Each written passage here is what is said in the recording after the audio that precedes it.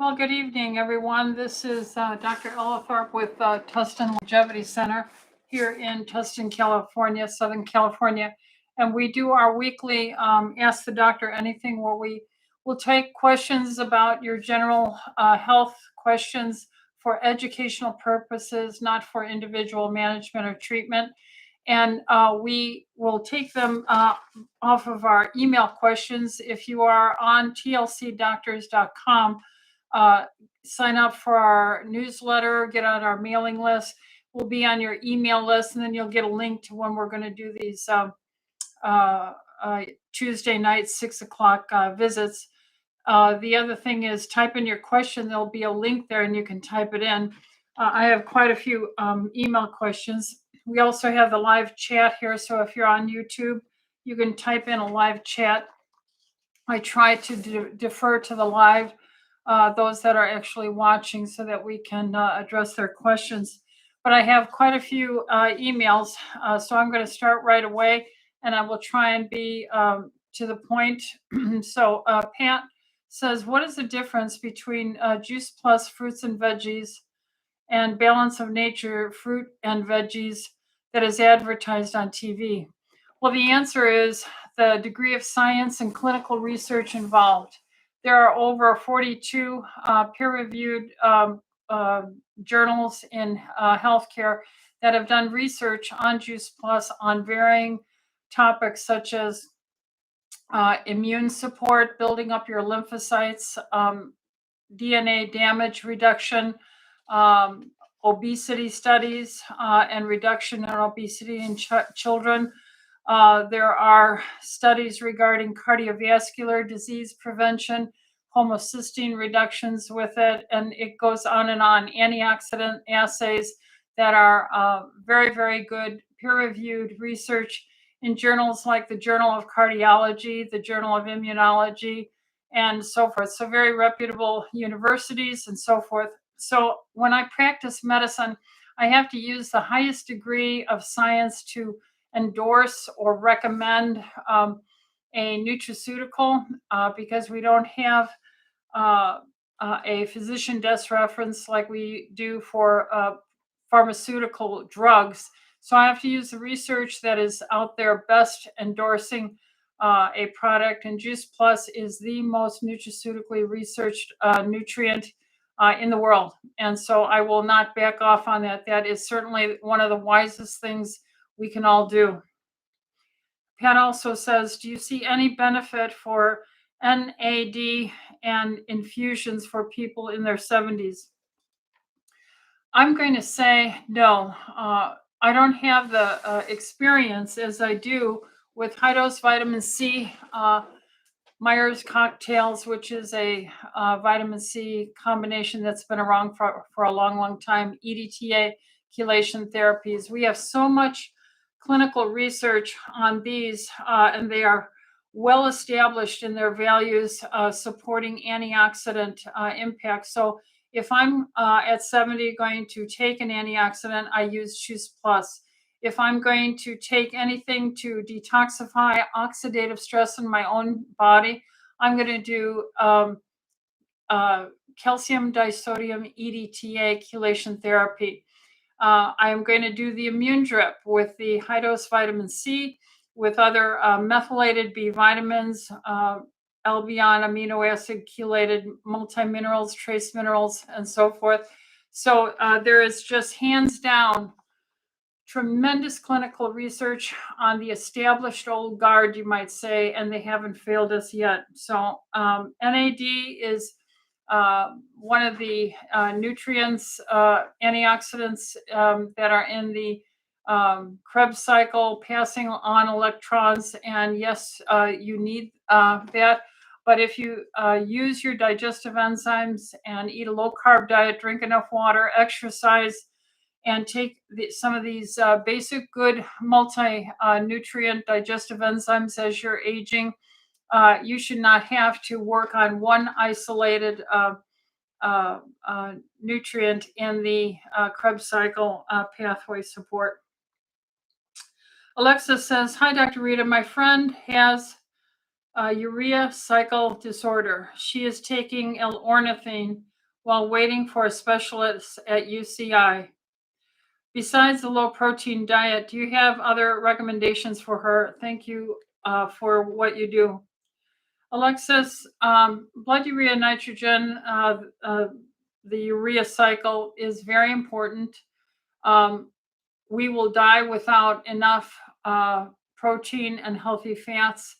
And there is a value to cleaning up the rest of the body's metabolism.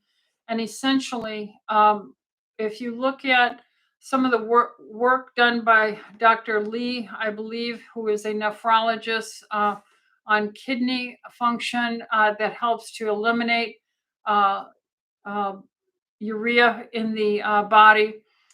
They use EDTA chelation. We can use a very low dose and gradually build it up.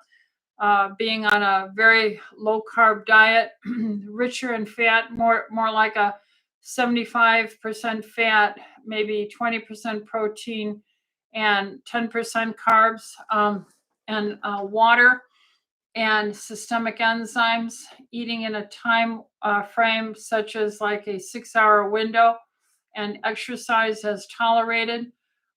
We can do a lot to clear away the dust, you might say, of dirt that piles up in our bodies. And these urea cycles and all the Krebs cycle, all of them improve. So I don't think the concept that, well, if you eat protein, you will have nitrogen amino acids that will create concern. That is very superficial. So that would be the best advice. And I would have to look at her labs and her history background, all those kind of things to give anything more specific. But that would be my best answer. Deborah, can you diagnose electromagnetic sensitivity? Thank you. I don't think that there is any methodology that is considered standard of care for electromagnetic sensitivity. Rather, what we have is controversy against the corporate industry that is using all these electromagnetic waves for cell phones, cell towers, and so forth. And so getting the medical industry involved in and finding ways to diagnose this with some modality, instrument, lab, it is very difficult. But what we can do is we can help identify that when the patient is near high electromagnetic wave materials like your microwave, or where the entry of the electricity to your house and the circuitry there has a lot of electromagnetic energy and waves that come off of it. And if you get this measured, you can see the concentration amplitude of these waves. And then the person will have symptomology, maybe nausea, headaches, confusion, foggy brain, maybe twitching or muscle twitching and so forth. These things can be documented, and they are valid as a basis for arguing that there is sensitivity in a higher concentration environment of electromagnetic waves. So you can go on the internet and look at,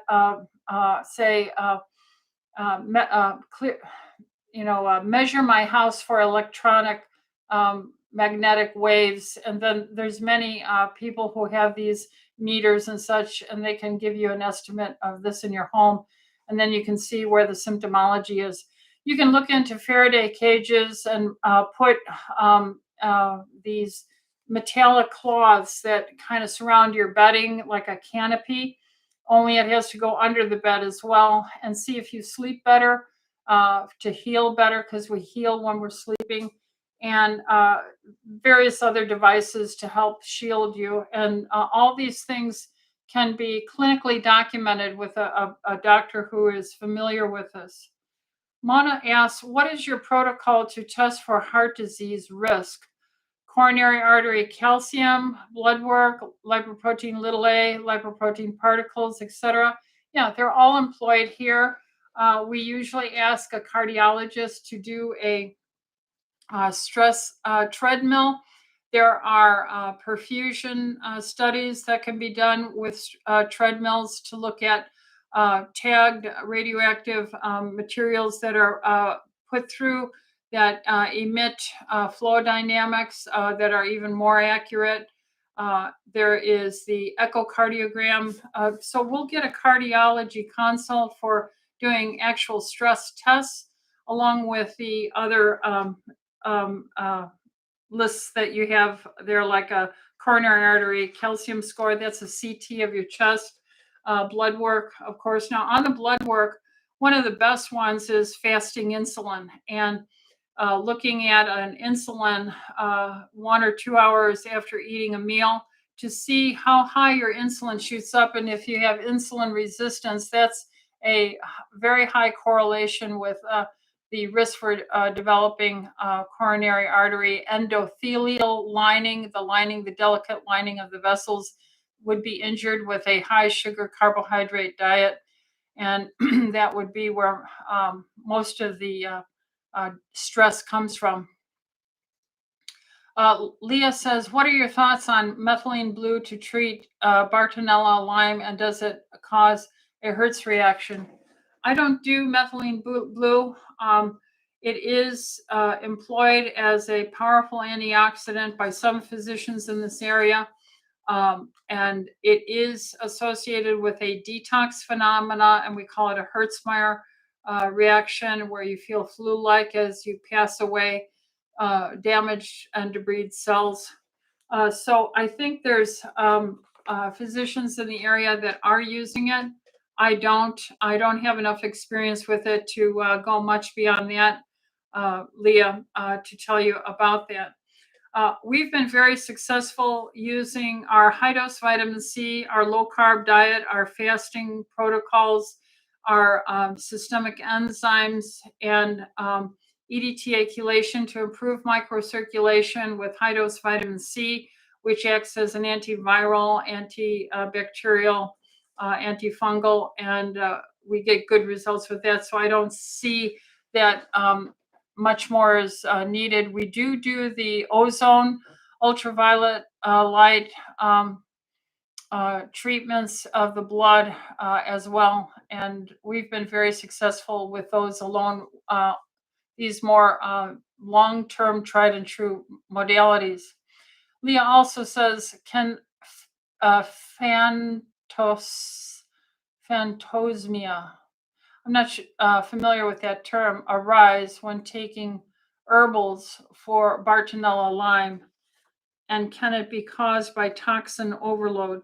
So I'm not familiar with that phenomena, Leah. So I'm going to have to look into that. Let me write a little note here to myself, as my patients and the people always keep me on my toes. Phan, TOS MIA. PHAN. Okay. And that's for Lyme's. Okay. So I can't give you an answer on that. But you don't just run in and start these powerful antioxidant, high dose vitamin C chelation protocols right off the street. You need to be seen by a doctor who's been working with functional medicine and chronic metabolic problems, chronic medical disease profiles, and then see how healthy your patient is.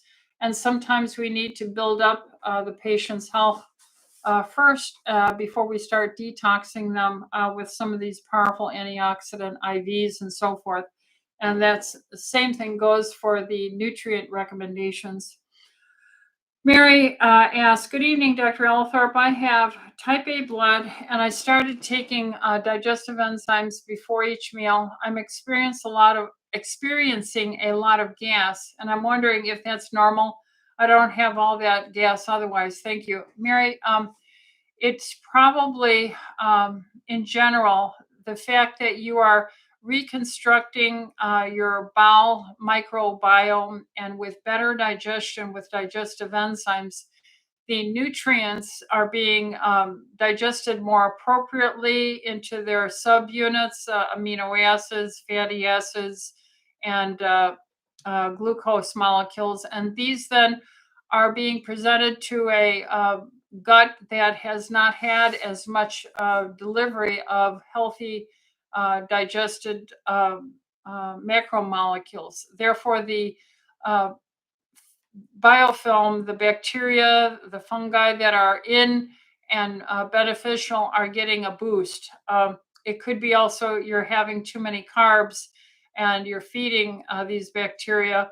But in general, we do see gas and bloating a little bit after starting this, but it should come to an end. You might decrease to 1 capsule, or you might need to go up to 4 capsules. I'll take 4 or 5 digestive enzyme after a big steak. But if I'm just eating a smaller meal, I might just take 1 or 2. So play with that and see your doctor about that.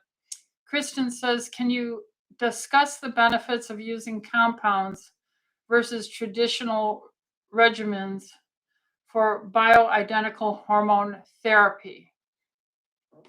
Well, I like compounded bioidentical therapies, estradiol in a cream, progesterone in a cream or in a capsule, testosterone in a cream. I like these because they're very simplistic. You're getting the molecular bioidentical item, and it's in a very simple base. It could be in an olive oil. It could be in a peanut oil if you don't have peanut sensitivities. It can be in a Eucerin simple topical cream. And then we have a better understanding of how you're reacting to just that item. I don't like pre-formed materials. I have grown increasingly concerned and suspicious of the pharmaceutical industry, given the character of the government and state departments of, recommendations over the past 3-4 years, and the pharmaceutical history of being charged with felonies, paying off billions in fines, and no one ever is fired or sent to jail. So there is a problem just with the mere fact that I have increasing suspicion about the nature and quality of pharmaceutical companies today and their excessive wealth, and they can pay off mistakes. That's not the right environment to look for getting high quality. And I'm here to try and recommend things that will be as healthy and natural and less invasive to my patients. So that's the main reasons why I do it like that, Kristen. She also asks, can you discuss how we prevent and help memory loss, supplements and foods to avoid, add to our diet, supplements and foods to either avoid or add to our diet is how she wrote it. So fasting is probably one of the best brain natriuretic derived factors that you can do. So intermittent fasting, doing a 24-hour or 48-hour fast once or twice a month. You could do a 24-hour water fast once a week. You could do intermittent fasting and restrict your eating time as a lifestyle between noon and 6 p.m. or between 10 and 4 p.m. You could eat a 1 meal a day. I mean, any fasting will help the brain, but anything that is about 24 hours long will really boost brain development. So a very low carb diet is very important. Not eating late is very important. Staying hydrated with drinking half your weight in pounds as ounces of water. Natural hormone replacement, be it testosterone in males or estradiol in females, balanced with progesterone, because even if you don't have a uterus, we still know that the body has many other places where there's receptors for progesterone. So natural hormone replacement along with a low carb diet, along with fasting. And then exercise is very, very good for brain development and repair. Getting a good night's sleep. Nutraceutically, I would say being on something like Juice Plus, which is a well-researched antioxidant, low carb. There's no sugar or fruit sugar in it, and so you would be getting all the wonderful micronutrients in the fruit, vegetables, and berries. That would be one thing I would encourage. And then the next thing is the systemic enzymes to stop inflammation. Inflammation will always be associated with mental fatigue and forgetfulness. So you might look for food allergies. A carnivore diet is the ultimate elimination diet, meaning everything is eliminated except the natural meat, fish, chicken, or pork, or egg. And that then takes away anything that would inflame your gut, add to inflammation in your body. Doing EDTA chelation therapy will improve the microcirculation throughout the brain and the rest of the body. So those are some suggestions, Kristen. Mary asks, you suggested last week that we should take Vitalzyme. Which to take? Should I also be taking digestive enzymes with meals? Blood type A on a keto diet. I'm a healthy 67-year-old woman with hiatal hernia and GERD symptoms. So blood type A, as a general rule, don't digest as well. So digestive enzyme, like we've been talking about, orthobiotic digestive enzymes from the company Orthomolecular is a very high integrity, high quality nutraceutical company that I monitor and have visited several times. That's for eating food and helping you to digest. And then you can play with how much is necessary. If you're eating a big steak, maybe more digestive enzymes. If you're eating a small amount, then maybe one digestive enzyme. You have to play with it yourself. It's very safe. You should not eat probably 4 minimum, realistically, the older we get, 6 hours before going to bed. So if you go to bed at 10, you should really try and stop eating by about 4 or 5 in the evening. That's always helpful, especially if you have reflux or GERD. Systemic enzymes like Vitalzyme, these are enzymes without the betaine hydrochloric acid in it for stomach digestion, and it doesn't have ox bile in it. So there are things that are not in it because you're not using it to digest your food.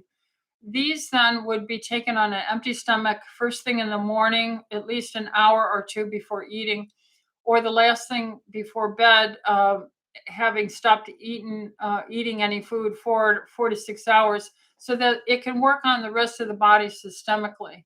And that is what we are encouraging. Mary goes on to also ask the best diet program for weight loss. Healthy 67-year-old female struggling to lose 30 pounds that appeared out of nowhere. I don't eat sugar, flour, or fruit. I do the perfect workout 2 times a week, plus hike and ride my horse. I have an appointment as a new patient next month at your office, by the way. Thanks. Mary, as we get older, our muscles diminish in volume. So you're losing about 1% or so every year of your life from age 40 on. It could be even sooner. On some articles and scientific reports are saying it starts now at age 35. So you have a pattern of eating throughout your life. It could be good, healthy food. You could have some good vegetables, good salads, and eating your protein with healthy fats, hopefully grass-fed, organically grown. But as you lose your muscle mass, your body's ability to burn that down is diminished because your muscles will help you burn the hydrates, sugars in your body. Therefore, even if you're eating healthy, as we age, our ability to keep up with our standard pattern of eating, it falls behind our loss of muscle mass. That's why the perfect workout, I applaud you, is very important to keep your muscle mass. And right after I'm done here, of course, I'm going to the gym and I'll be doing heavy weight lifting for about an hour. Uh, so I think that's probably the area of why older people, as we age, we get the love handles, we tend to gain weight, we tend to become more and more higher blood sugars and higher insulin levels because our engine is shrinking that would normally have been burning these down. So, reducing the carbohydrates and maybe going on a carnivore diet for 3 months, that is usually a way to break through these plateaus of weight loss goals. Hopefully, that will be a help to you. I have to work out about 3 times a week to maintain my weight with heavy weightlifting. I used to do perfect workout twice a week. Then I went to 3 times a week. When I went to 3 times a week, I started seeing more benefit. So that may be another thing, Mary. Jennifer, when treating hypothyroidism, have you ever heard that taking levothyroxine on an empty stomach can cause weight gain due to the T4 interacting with the stomach lining? I've never heard of that. What are your thoughts on taking T3 in the morning with food and then taking T4 at night with food? Suppose this can help with sleep too. Jennifer, I don't think any of that is good advice. I don't know who's telling you that, but thyroid is usually taken in the morning all the way to maybe mid-afternoon. Otherwise, it might interrupt your sleep and healing time. I've never, ever heard it be associated with weight gain. So that's my simple response to that. We're getting some live questions here. I want to jump to that before I go to the next page of my email questions. So up here it says, let's see, what do we have? We have the unseen fail. Hi, Dr. E. My brother is 26. For the past month, he's been waking up around 2 a.m. and unable to get back to sleep. Where do you suggest we start investigating to help him? Thank you for all you do. I would make sure his vitamin D level is around 80 to 100. So go on your doctor and start with taking vitamin D3 with K2, and he probably can take 10, 20,000. I'd probably use 20,000 international units. That's what I often recommend for all men. And then I would put him on a methyl B complex, which would include vitamin B5 or what is called pyridoxine. Pyridoxine and vitamin D are very important in sleep. I would put him on a multi-mineral so that he's getting the magnesium, the potassium, and calcium. And I would use that as a after dinner vitamin to take or with his dinner. That is relaxing. And I would tell him to start exercising 5 days a week and drink half his weight in as pounds as ounces of water. So the brain gets irritable when you don't drink enough water. The brain gets irritable when you haven't used your body. And being 26, you need to use your body to help you dispense your potential energy use. So water to hydrate, minerals, exercise, and then maybe get any electronics out of the room. A lot of men are sleeping in or around or near their gaming and that kind of stuff. All that electromagnetic wiring is a sink for electromagnetic energy that is irritating to the membrane surface. Remember, the membrane surfaces here of the cell in your brain can be irritated with signals through breaches. And then find out his blood type, see a good medical doctor that is functional and will do his blood type. He could be a blood type A and just getting terribly low on his healthy fats and proteins and minerals. And it just makes him much more triggered and get his testosterone level checked. Low testosterone is associated with insomnia also. Now, what kind of exercise? I would say do weight training at least twice a week, for 30, 40 minutes, and do aerobic 3 times a week. And that should help turn around. So unseen fail, give us a heads up if he goes on the D, on the methyl B complex that includes all the B complex, including vitamin B5, pyridoxine, the multiminerals, exercise, more water. Let us know how he does. Christina, hi, Dr. Rita. I have a lot going on. I tested positive for COVID today. I have a urinary tract infection, and my stool test had high amounts of enterohemorrhagic E. coli. What can I do? What should I take? Thank you. Christina, you have to see your medical doctor and address these symptoms and get a urinary tract infection managed. I don't know. I'm not familiar with enterohemorrhagic E. coli off the bat, but for some reason they must have tested that on you. And so I would encourage you to see your physician and get management on that. Right now, I would encourage you to take vitamin D, and anyone with a viral illness, be it COVID or anything else, is a generally important thing to do.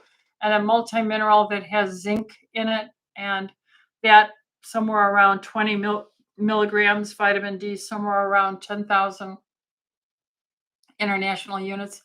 But see your physician, go to urgent care if you're having abdominal pain, diarrhea, or bloody diarrhea. You have to be seen right away.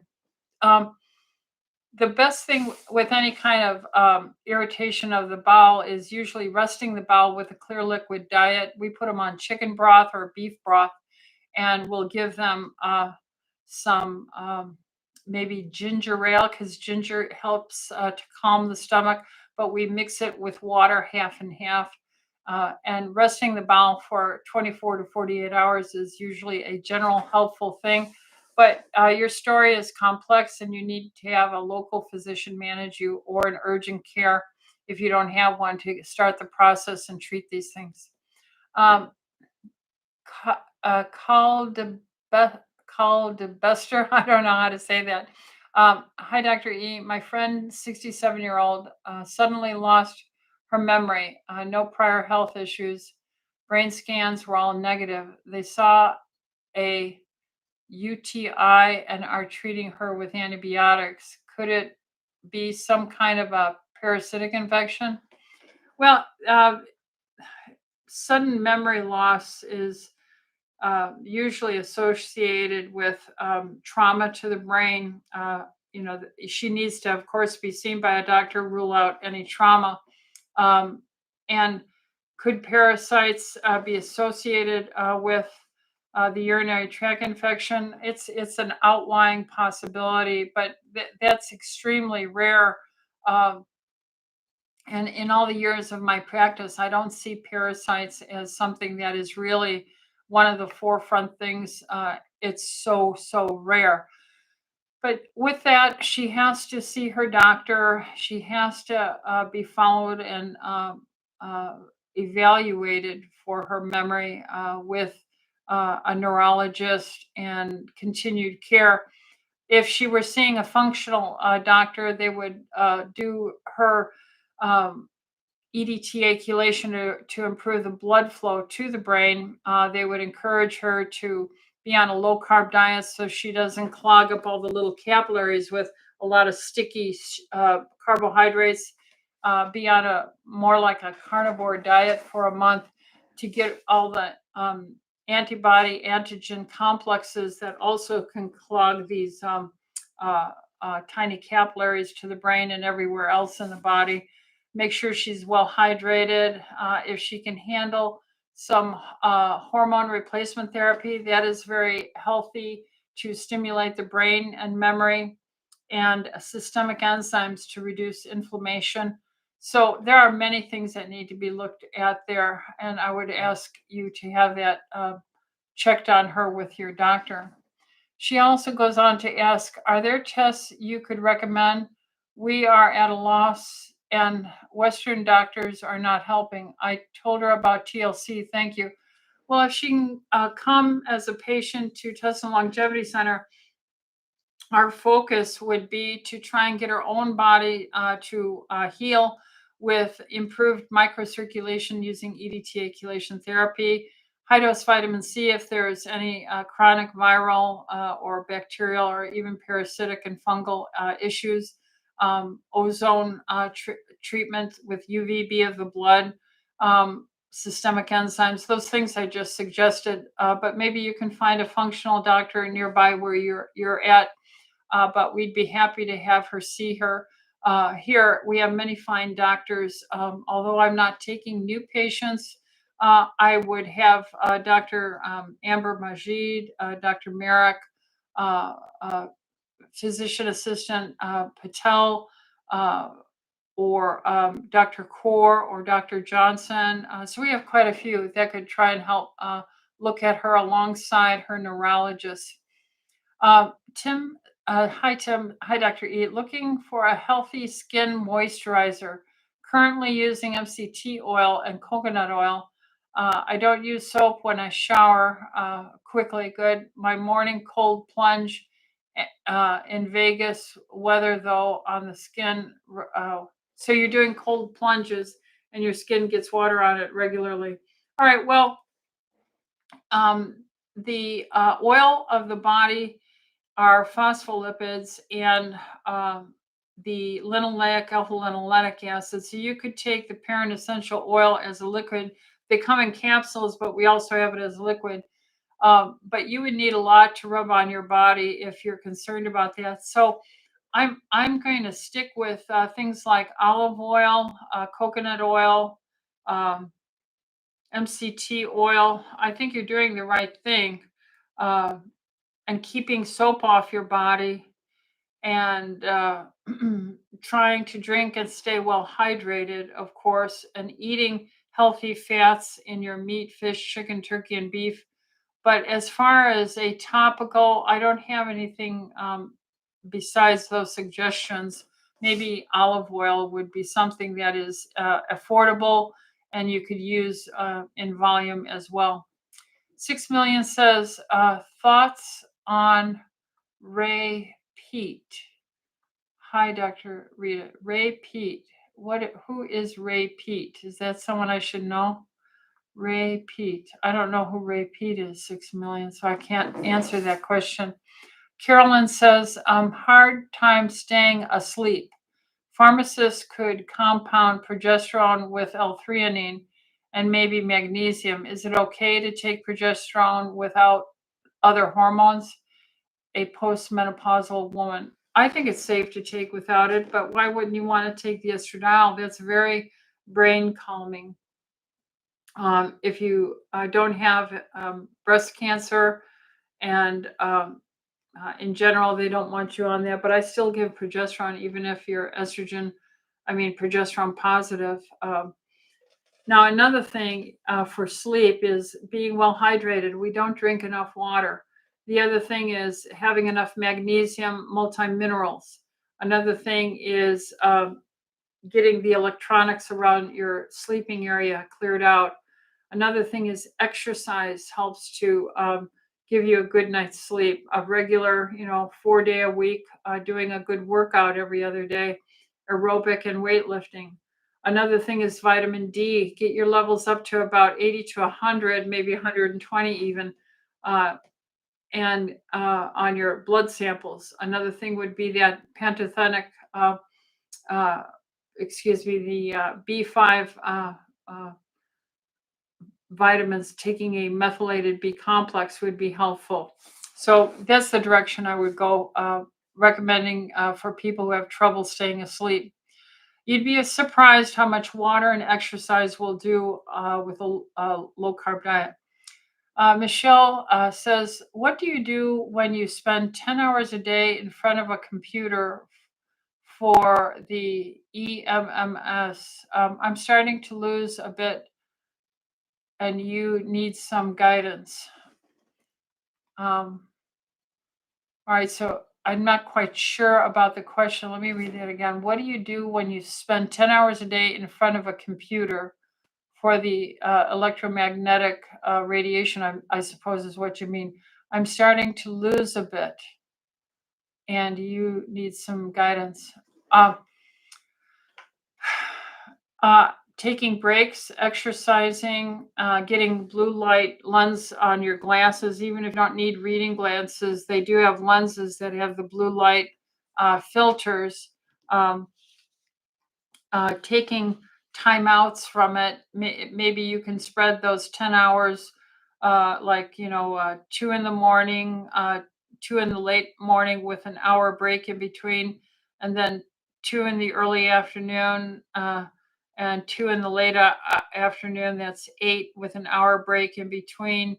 Uh, um, and then have your blue lights on. But those are my suggestions. Hopefully that would help you, Michelle. Uh, yeah, electromagnetic frequency, not EMMS. Yeah, all right. She says there. Okay. The unseen fail. Thank you, Dr. Rita. He's otherwise very healthy, taking many of those vitamins and following a lot of what you recommended. But I'll talk with him about the electronics and have his testosterone checked. All right. And hopefully that'll turn out well. Tara says, hi, Dr. Rita. Do you recommend ozone for the brain? No, not necessarily. In fact, if you take a high dose vitamin C drip, that has some hydrogen peroxide, extra oxygenation, ozone in it of itself. So doing a high dose vitamin C is brain stimulating and healthy. The other thing is, I just don't see that a single item is what we need. We need a lifestyle approach to all of our needs. So when you ask that question about ozone for the brain, exercise will help stimulate circulation. EDTA chelation will help the deeper microcirculation penetration of the brain. High dose vitamin C will help it. And so when you take the vitamin C with EDTA chelation, that's a 1-2 punch. Natural hormones help. Exercise helps a lot, though, too. And let's see. 6 million goes on to say Ray Peat was a doctor in the pro metabolic diet community. He passed away recently. All right, so I don't know about him. I'll have to look him up. You guys keep me on top of stuff, don't you? Ray Peat, P-E-A-T, is an MD, pro metabolic. All right, so 6 million, I'll look into that, and maybe next week I can give some thoughts on that. Tara Johnson says, also, what do you think about DOTA chelation? Is it less safe or effective than EDTA? I'm not familiar with there being anything called DOTA chelation. And since I don't have a second screen computer here to look it up, I can't give you an answer on that. But I've got 3 points already to come back and answer for next week. I didn't see any notes for this week, but I will look into that, Tara.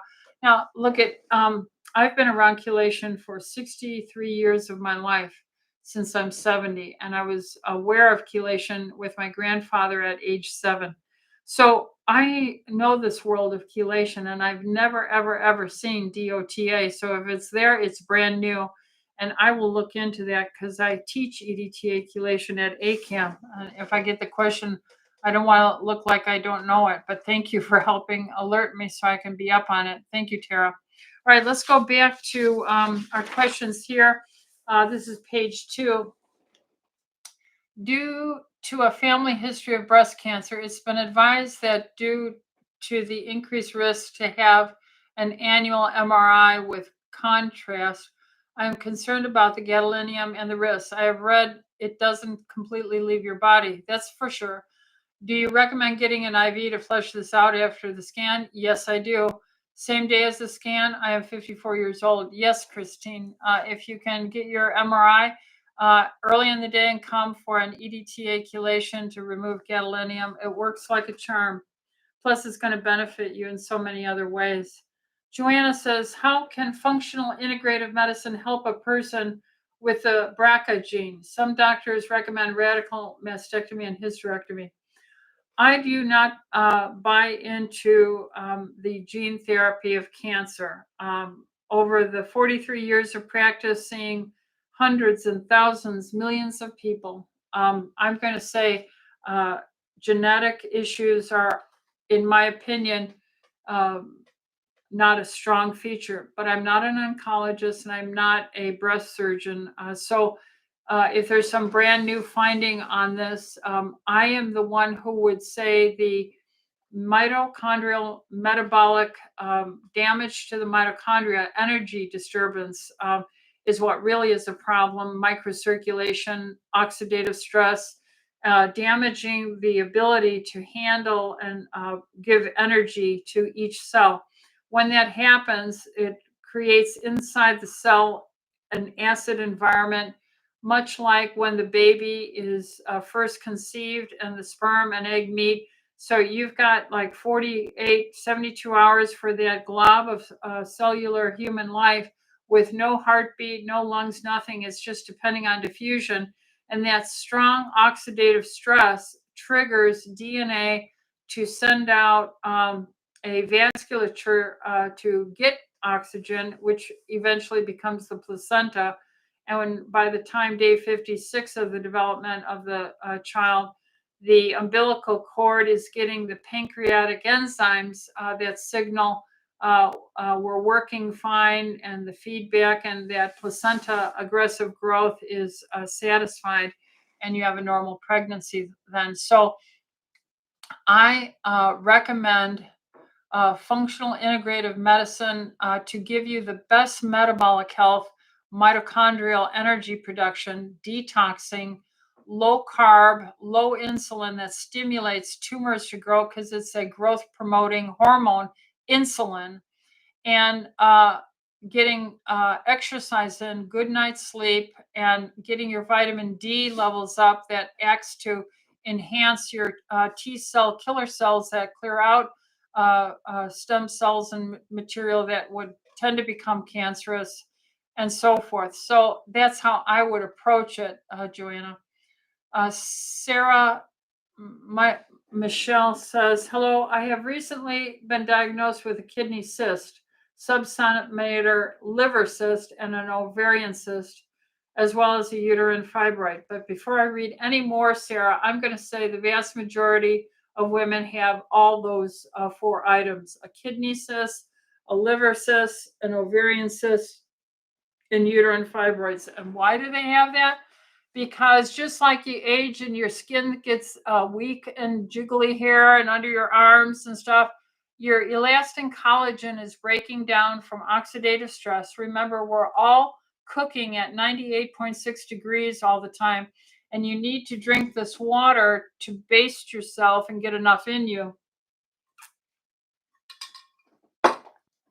And so there's your kidneys hanging, and they're going to get some wiggly in their kidney area, and it's going to tear and maybe have cells break apart and develop these little cysts. Same for your liver and ovaries.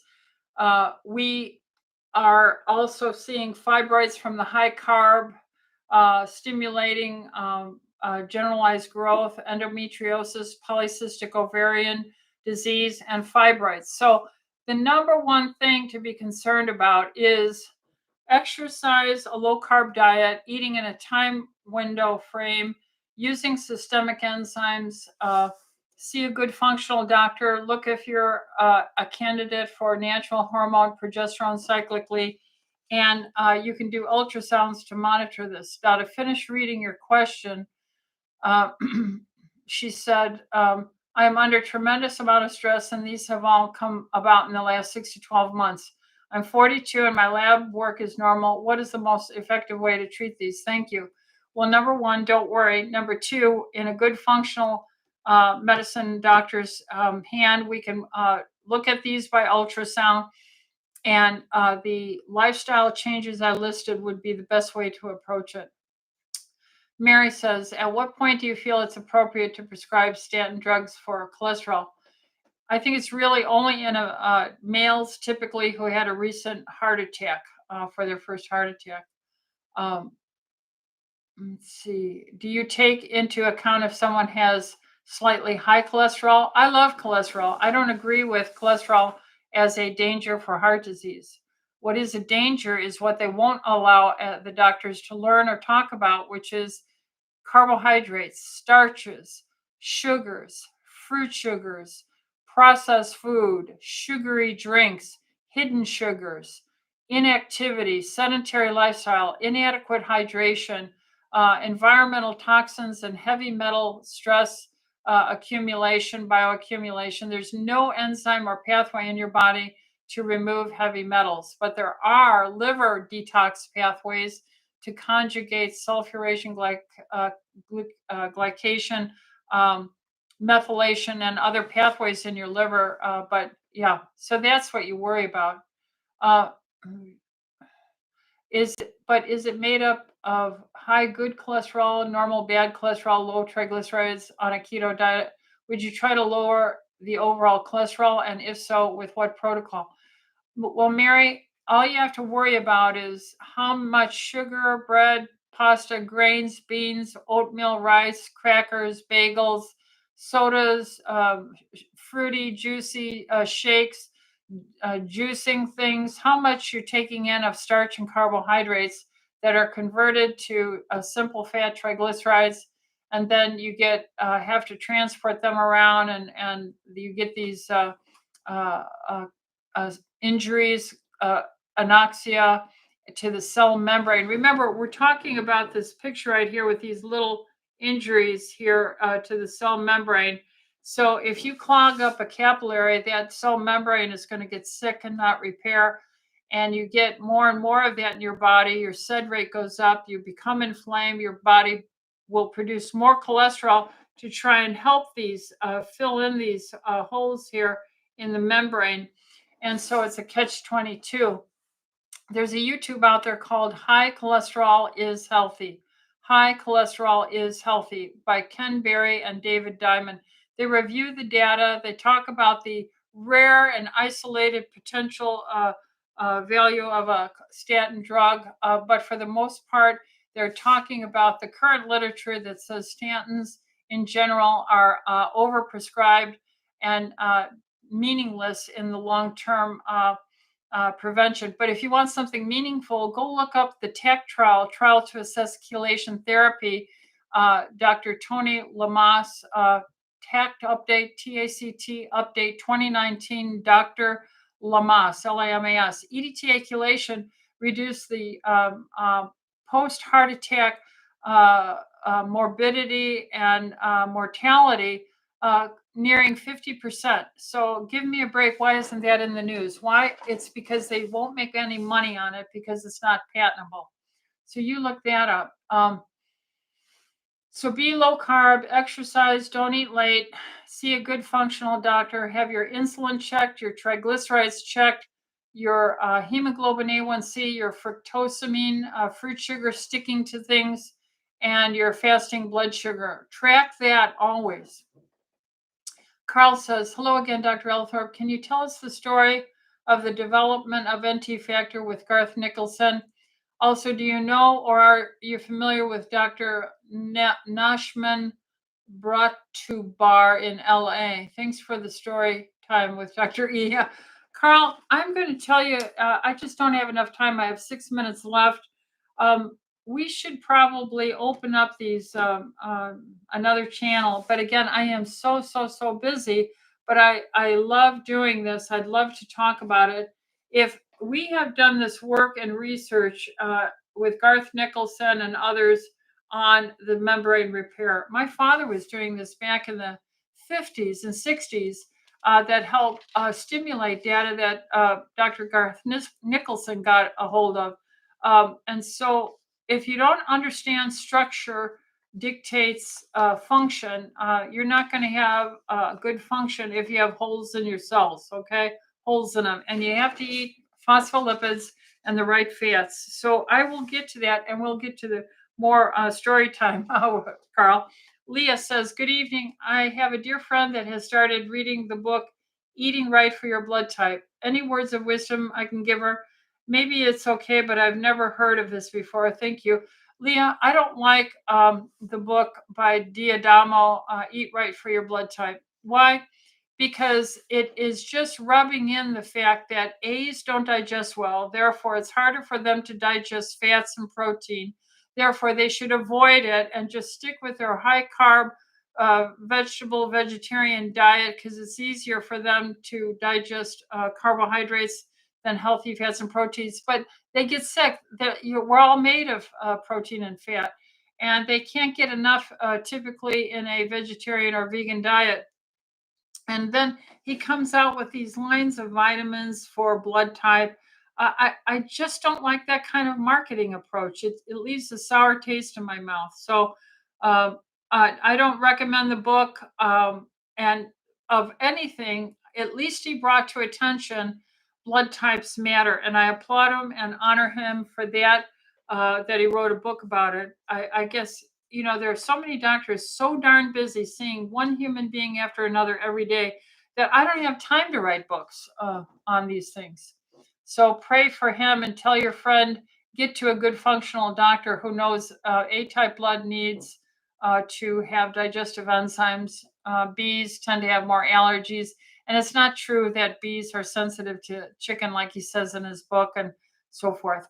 Christina, can you speak about EMTs? How? Oh, yeah, electromagnetic frequencies, not EMT, EMF. How can I safeguard against them?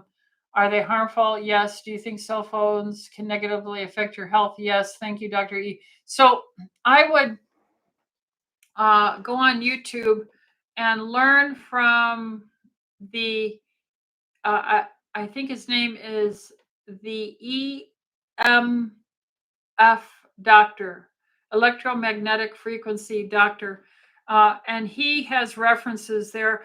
And so the Faraday cage, turning off all your electronics. Some people literally shut their breaker off at night and their whole house goes dark. No electrical impulse can come in. So yes, that's a start point for you, Christina. Tanya says, I'm perimenopausal and I have the methyl gene mutation and have been dealing with low mood and anxiety. I do not want to take antidepressants, but I'm wondering if it would be helpful to take methylfolate. Is there another supplement that would be helpful? Well, absolutely. People with methyl have trouble in an enzyme pathway that helps with methylation and making serotonin, making norepinephrine, epinephrine. All these neurotransmitters very much involve methylation, and these are some of our happy hormones. So if you used a very good clinically tested methyl B complex, I would use our TLC methyl B complex because it has all 8 or 9 B vitamins, including that wonderful B5 that's involved in helping you sleep. I would use vitamin D for your mood, and I would eat more meat, fish, turkey, chicken, beef, eggs to get better healthy membranes in your brain. And I would exercise and I would get out in the sunshine at least 20 minutes a day. And that would be my beginning point, and get away from all processed foods. I would also take a good multi-mineral. Those kind of starting points would be my suggestion there. Nicole, do you have any recommendations for Parkinson's patients? Yeah, get to a functional doctor and start EDTA chelation therapy and maybe glutathione intravenous infusions with exercise and healthy diet and a workup. That would be the great beginning point. Kim asks, what are your feelings regarding hormone replacement therapy in women whose mother has a history of estrogen-dependent breast cancer? I am 64, healthy, and was on HRT for about 10 years. When my mother developed breast cancer, I stopped. I get yearly thermography and do have some mild Rusk features. I don't know what that word is. Thank you. God bless. Well, Kim, I believe in the metabolic mitochondrial disease. All breasts have estrogen and progesterone receptors, healthy breasts, and the more estrogen and progesterone receptors on tissue that they say is a breast cancer sample just merely reflects the fact that it isn't as bad a cancer. It isn't as grossly irritated and malignant. So the worst kind of breast cancer is typically the triple negative. There's no receptor. So that cell has totally devolved away from its original breast tissue. So I in no way see a relative. My sister had breast cancer and she died of it. She wouldn't listen to me and follow my advice. And I still stay on my hormones. My other sister stays on her hormones. And we have excellent lab, but we exercise, we eat low carb, we drink our water, we take certain nutraceuticals. So I don't see any link with that to be a concern. And Tiziana says, hi, Dr. Rita, other than the potential for heavy metals in fish oils, is there a difference between fish oil and clinician preference at the physiological level? Yes, yes, yes, yes. We have linoleic, alpha-linolenic in our cell membranes, not EPA, DHA, and we're not fish. And we don't need 6 double carbon bond and 5 double carbon bond EPA and DHA, respectively. We need the 2 and 3 double bond that God wanted us to have for healthy cell membranes. I do not recommend fish oil at all. Christy says, can hormone replacement be used well into and after menopause? Well, I'm an example. Yeah. So, and I joke about putting some in my coffin when I die. Does it need to be stopped at some point? I see no reason why. How does that work if you have to stop? Well, I don't recommend to stop. So if you want to stop, I've had women just stop abruptly and there's no problem, but they might get hot flashes back. So we are at 7:02. I'm going to stop because I have my husband waiting on me to go to the gym, and I will be doing my workout. So pray for me. Anyway, long and short of it, I am going to get a live, uh, uh, at least once a month meeting time here where we can just take questions like that and we can kind of all talk in the room and just walk around and uh, talk openly about these things. I'm going to open up another YouTube channel and I'm probably going to have a Rumble channel. So I'd like to see thumbs up or down if you would like me to have a second YouTube or have a Rumble. So let's ask first. Thumbs up if you want me to go to YouTube as a second time during the week. The next question would be Rumble, up or down. And please give me some thumbs up or thumbs down on that. Again, if this is a blessing to you and you like, my off the cuff after a long day of work, let me know. Rumble.com, rumble.com is another copycat kind of thing like YouTube. And so it's just has less ability to be striked or things like that. So that's why I use Rumble a lot, rumble.com. And so just let me know. And Christina says I'd be happy with either. All right. So, yeah, and I'm bringing in a speaker into town to the Anaheim Community Center on February 27th. And he will be talking about China. He'll be talking about China and concerns we should have maybe about that. So we're bringing in Arthur Thompson, February 27th, downtown Anaheim Community Center at 7 o'clock. It's a $10 donation. And so this is the Fullerton Republican Assembly, and that's what we're doing there. So anyway, so I'm trying to be active and trying to preserve our liberties. All right, folks, take care. God bless. Take a good night and week. Okay, bye-bye.